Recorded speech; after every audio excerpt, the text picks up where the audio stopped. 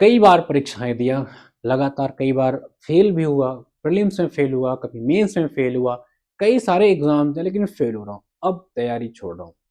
नमस्कार, आप सभी का स्वागत है एचएन एग्जाम्स पे। चैनल पे पहली बार आए हैं तो चैनल को सब्सक्राइब करके रखिएगा। पीसीएस की तैयारी करते हैं, आपके लिए बेहद इंपॉर्टेंट चैनल होने वाला है।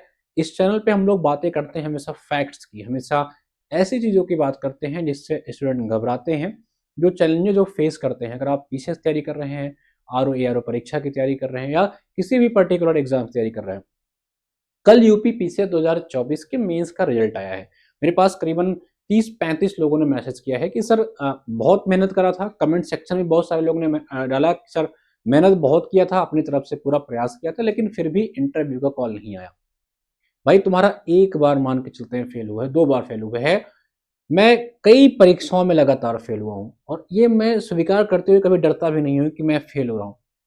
एक चीज आप समझ के चलिए, अगर आप परीक्षा दे रहे हैं, अगर आप परीक्षाओं की तैयारी कर रहे हैं, सिविल सर्विसेज की प्रिपरेशन कर रहे हैं, तो यहाँ पे फेल होना की संभावना होती है। फेल होना जाहिर सी बात है, इसका मतलब होता है कि आप प्रयास कर रहे हैं। लेकिन अपने हर फेल्योर से आपको क्या करना है, अपने हर फेल्योर से आपको सीखना है। मान के चलिए कि अगर आपका प्रीलिम्स पे नहीं हो रहा है, मैं एक एग्जांपल के माध्यम से बताता हूं कि अगर आपका प्रीलिम्स नहीं हो रहा है, ठीक है, मान के चलते हैं कि आप प्रीलिम्स की परीक्षा देते हैं और आपका प्रीलिम्स नहीं होता है, तो आपको एनालिसिस करना है। आपको एक A4 का शीट लेना है, आपको एनालिसिस करना है कि आपका प्रीलिम्स क्यों नहीं हो रहा है। आप जानबूझ के नहीं अपना प्रीलिम्स करवा रहे हैं, या आप जो है आपका किसी सिली मिस्टेक हो जा रहे हैं, या आप रिवाइज नहीं कर पा रहे, नोट्स नहीं बना रहे हैं। ये सारी बातें जब आप A4 शीट पे लिखोगे, जब अपनी कमियों को लिखोगे, तो नेक्स्ट अटेम्प्ट में आप जो है उस कमी को दूर करने का प्रयास करोगे। लेकिन आप फेल हो रहे हो और अपने फेल्योर से आपको सीख नहीं रहे हो मेरे भाई, तो आपको तैयारी छोड़ देनी चाहिए। तो जो मैंने वीडियो में कहा कि मैं तैयारी छोड़ रहा हूं, 2-3 बच्चों ने मेरे पास मैसेज किया, 2-3 स्टूडेंट्स मेरे पास मैसेज किए कि सर अब तैयारी मैं छोड़ रहा हूं, मैं तैयारी नहीं कर पाऊंगा। तो अगर आप अपनी कमियों से सीख नहीं रहे हैं, अपनी कमियों को पहचान नहीं पा रहे हैं, तो किसी इंस्टीट्यूशन में जाइए, किसी अच्छे मेंटोर से मिलिए, अपने कमियों को प्रयास करिए पहचानने का, उस पे काम करिए। अगले अटेम्प्ट में आपको जो है उस पे काम करना है। ये परीक्षा ना धैर्य की परीक्षा है, क्योंकि ये पूरा का पूरा जब आप ड्यूटी करने जाओगे, जब आपकी जॉब लग जाएगी ना, तो ऐसे बहुत सारे चैलेंजेस को आपको फेस करना है। बहुत दिन आप घबराओगे तो हाँ, आप भाग नहीं पाओगे, वहां पे आप सर्विस छोड़ के भाग नहीं जाओगे। सीखना पड़ेगा। तुम्हारे सामने जो ये बात बोल रहा है, हजारों एग्जाम में फेल हुआ हूं, ये तो पीसीएस का एग्जाम में अभी कुछ दिन से देने लग गया हूं, उससे अच्छा यूपीएससी में फेल हुआ हूं, कई टेक्निकल एग्जाम्स फेल हुआ हूं। इसका ये मतलब नहीं है कि हम फेल हो जाएंगे तो तैयारी छोड़ देंगे। जब तक आपके अंदर से आप नहीं फेल होते, आपके अंदर इच्छा शक्ति नहीं कहती है, देखिए तुरंत रिजल्ट आता है ना, तो आपको उस समय निर्णय लेना है। एक बात मैंने कहीं सुनी है, शायद मेरे दादाजी या पिताजी कोई भी कहा करते थे कि जब आप बहुत खुश हों या जब आप बहुत दुखी हों, तो उस समय आपको कोई निर्णय नहीं लेना चाहिए। जब आप बहुत अति उत्साह में हो तब भी आप कोई निर्णय मत लीजिए, और जब आप बहुत दुख में हैं तब भी कोई निर्णय नहीं लीजिए। निर्णय हमेशा शांत मन से लेना चाहिए, जब आप बहुत ज्यादा हैप्पी नहीं है और बहुत ज्यादा सैड भी नहीं है, क्योंकि तुरंत रिजल्ट आया है तो तुरंत आप ये बोल दो कि नहीं अब मैं तैयारी छोड़ रहा हूं, अब तैयारी नहीं कर पाऊंगा। This is not your decision. ये आपका डिसीजन नहीं है, आपके दिमाग का डिसीजन है। आपका दिल अभी नहीं कह रहा है कि आप तैयारी छोड़ दो। तैयारी करते रहो मित्र। फेल होना एक प्रोसेस है इस एग्जाम का, उसको समझिए और काम करिए। उस पे काम करेंगे तो बहुत सारे ऐसे लोग हैं जो 5-5, 10-10 बार के बाद जो है एसडीएम बने, सेलेक्ट हुए हैं। तैयारी करिए, अपनी कमियों को देखिए। मेंस में अगर आपको लगता है कि कोई कमी है तो उस कमी पे काम करिए। ठीक है, कहां पे कमी रह गई है उस कमी पे काम करिए। प्रीलिम्स नहीं हो रहा है तो प्रीलिम्स पे कमियों पे काम करिए। जिस दिन आपने अपनी कमी पहचान ली, ठीक है, देखिए एक कमी आपके अंदर ये भी हो सकती है कि आपको अपनी कमी ही ना पता चल पा रही हो। ये सबसे बड़ी कमी है। बहुत सारे विद्यार्थी को पता ही नहीं होता है कि वो गलती कहाँ कर रहे हैं, और जब उनको ये नहीं पता चलेगा गलती कहाँ कर रहे हैं तो गलती सुधारेंगे कैसे। इसलिए मैंने कहा A4 शीट उठाओ, इस कमियों को ना हफ्ते भर 10 दिन लिखो। एक दिन में तुमको तुम्हारी कमी पता नहीं चलेगी मित्र।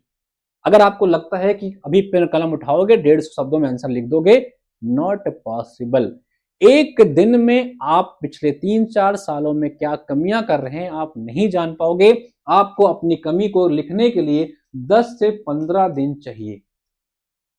10 से 15 दिन प्रॉपरली समय दीजिए, एक एक रूटीन पे अपने देखिए, सिर्फ पढ़ाई की कमी नहीं, आप देखिए कि आपके स्ट्रेटजी में क्या कमी है, आपके दैनिक लाइफ में डेली लाइफ में क्या दिक्कतें आ रही हैं, क्या आप समय से लाइब्रेरी पहुंच पा रहे हो, क्या आप लाइब्रेरी जाकर के पढ़ाई करते हो, क्या आप चाय के अड्डा पर बैठकर अड्डेबाजी करते हो, या क्या कर रहे हो। आपको एक एक चीज को एक A4 शीट पे लिखना है और आपको काम करना है, क्या ये चीज मुझे नहीं करनी है अगले अटेम्प्ट में, चाहे वो प्रीलिम्स का हो चाहे मेंस का हो, चाहे 25 का मेंस देने जा रहे हो या 26 की तैयारी कर रहे हो या कोई भी एग्जाम देने जा रहे हो, अपने रूटीन पे काम करना पड़ेगा, सिर्फ पढ़ाई नहीं। इस चीज को आपके गार्जियन भी कहते होंगे, लोगों से सुनते आए होंगे, रूटीन बड़ा इंपॉर्टेंट होता है, ठीक है। और रूटीन का मतलब मैं ये नहीं करूंगा आपको जल्दी उठना है, अगर आप लेट नाइट पढ़ना चाहते तो आप पढ़िए, लेकिन ऐसा नहीं है कि एक दिन आप लेट नाइट पढ़ रहे हैं, अगले दिन आप उठ ही नहीं रहे हैं, मौज मस्ती काट रहे निकल जा रहे हैं। हर चीज पूरा ये जो इन्वर्स होता है ना, एक प्रोसेस है, एक एनर्जी जो होती है ना, पूरा का पूरा प्रोसेस होता है, एनर्जी कभी नष्ट नहीं होती है, ठीक है, ये आपको जानते होंगे। अगर आप एनर्जी कहीं और वेस्ट कर रहे हैं तो आपकी कहीं एनर्जी कम होगी, क्योंकि एनर्जी अपने आप को बैलेंस कर लेती है। अगर आप 2 घंटे चाय के दुकान पर अपनी एनर्जी वेस्ट कर रहे हो तो एनर्जी अपने आप को बैलेंस करेगी, वो आपकी पढ़ाई में कहीं ना कहीं इंपैक्ट डालेगी। उसको समझिए, अपना A4 शीट लीजिए, प्रीलिम्स में दिक्कत आ रही है तो इस A4 शीट पे लिखने का प्रयास करिए। मैं गारंटी दे रहा हूं आप एक दिन में लिख नहीं पाएंगे इसको, आप हफ्ते भर में नहीं लिख पाएंगे, क्योंकि सबसे बड़ी कमी हमारे साथ क्या है कि हम अपनी कमी को पहचान नहीं पा रहे हैं। क्योंकि जब हम पहचान लेंगे अपनी कमी को, देन हम उस पर काम कर लेंगे, हम उस पर अच्छाइयां ढूंढ लेंगे, उसको निकाल लेंगे रास्ता। लेकिन सबसे बड़ी समस्या क्या है, स्कैनिंग ही नहीं हो पा रही है। सही जांच तो सही इलाज, पहले सही जांच करिए कि कहां दिक्कत हो रही है। पता लगा गलत जांच हो रही है, आपका इतिहास मजबूत है फिर भी आप इतिहास पढ़े जा रहे हो, दिन रात इतिहास ही रगड़ रहे हो, पन्ना पलट रहे हो, स्पेक्ट्रम पॉलिटी तुम्हारी मजबूत है फिर भी पॉलिटी पढ़े जा रहे हो, ठीक है। तो क्या कमी है भाई, उस पर काम करिए, तैयारी नहीं छोड़नी है। अगर आपके पास कोई ऐसी समस्या नहीं है, कोई फाइनेंशियल स्टेबिलिटी की समस्या नहीं है, घर वाले रेडी हैं कि तुम पढ़ो, जब तक पढ़ोगे पढ़ाएंगे, तब तक तुम्हें तैयारी नहीं छोड़नी है। देखिए, अगर फाइनेंशियल प्रॉब्लम है तो आपके पास 2 विकल्प होते हैं। एक विकल्प होता है कि आप किसी इंस्टीट्यूशन के साथ जुड़िए और कंटेंट डेवलपर का काम करिए। बहुत सारी जगह ऑप्शन होते हैं, हमारे यहाँ भी कई बार ऑप्शन आते रहते हैं, वैकेंसीज आती रहती हैं, आपको इतना पैसे मिल जाते हैं कंटेंट काम करने का कि आपको जो है पढ़ाई हो जाएगी। अगर आपको लगता है कि नहीं यार आपको एक जॉब ही चाहिए, तो किसी वनडे एग्जाम को टारगेट करके उस पर कर लो, पीसीएस का बाद में देख लेना। लेकिन मित्र, एक ऑप्शन आपके पास और होता है कि आप ट्यूशन वगैरह पढ़ा लो, ये भी ऑप्शन आपके पास है। अगर आप नहीं चाहते हो आप घर से लो या कहीं लो, लेकिन अगर आपके पास ऑप्शन है, फाइनेंशियली आप ठीक ठाक हैं, घर वाले सपोर्ट कर रहे हैं, कोई दिक्कत की बात नहीं है, तो तैयारी नहीं छोड़नी है, लगे रहिए, 100% अपना दीजिए।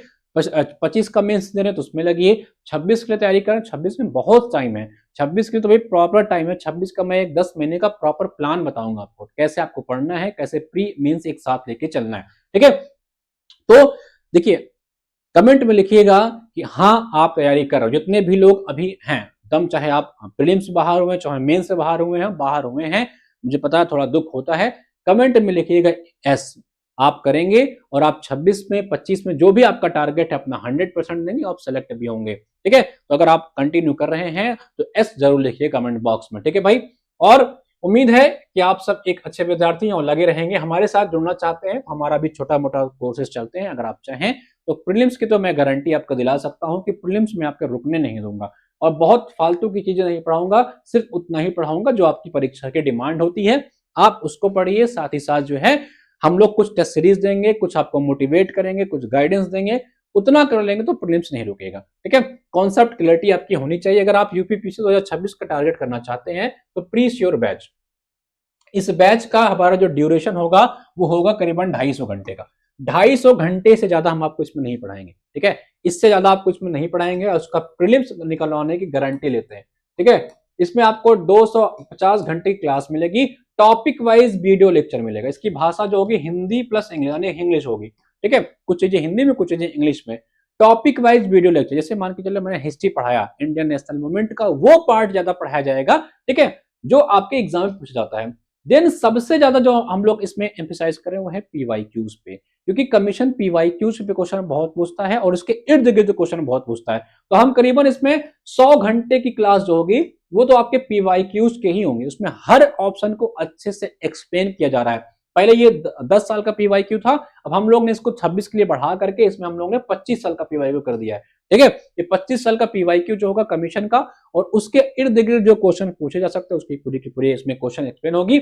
मंथली करंट अफेयर की पीडीएफ जो आपको मंथली मैं करंट अफेयर पढ़ाता हूं उसकी ये पीडीएफ आपको मिलने वाली है इसी बैच में। ठीक है, बाकी कुछ रिवीजन बंडल्स होंगे जिसमें आपको कुछ रिवीजन नोट्स, टेस्ट सीरीज सब कुछ मिल जाएगा। तो अगर आप पीसीएस 2026 का टारगेट करना चाहते हैं तो इस बैच से जुड़िए। ठीक है, अन्य एग्जाम्स का टारगेट है तो अलग अलग बैचेस हैं, आप जुड़ सकते हैं। समाधान बैच है, सिर्फ करंट चाहते हैं सिर्फ करंट ले सकते हैं।